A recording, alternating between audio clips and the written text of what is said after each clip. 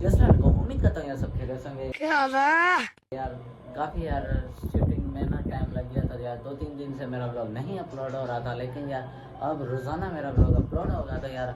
आज जा रहे थे हाल रोड, तो यार यहाँ पर तो काफ़ी सारे दोस्त वगैरह भी मिल चुके हैं यार, तैयार होते हैं। हालत बड़ी ख़राब है, काम से आए हैं, तैयार होकर आपको मिलते हैं moments later। हेलो एवरीवन, उम्मीद करते हैं आप सब खैरियत से होंगे। हम जा रहे हैं हाल रोड, भाई के पास था 11 वो सेल करके 14 लेने वाले हैं, तो वहाँ जाके आपको पूरी मार्केट से कराएंगे जब तक के लिए लग। Few inches later।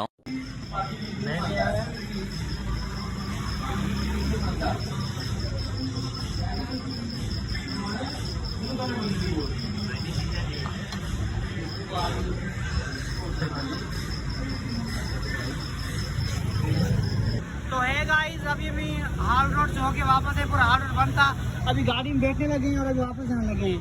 ओके, तब तक के लिए लॉबी हो गया। आ जाओ। तो है गाइस, हमारी केरला वेगनर में तब्दील हो गई है, केरला हमारी वेगनर में तब्दील हो गई। अब मेज पे बैठने वाले हैं।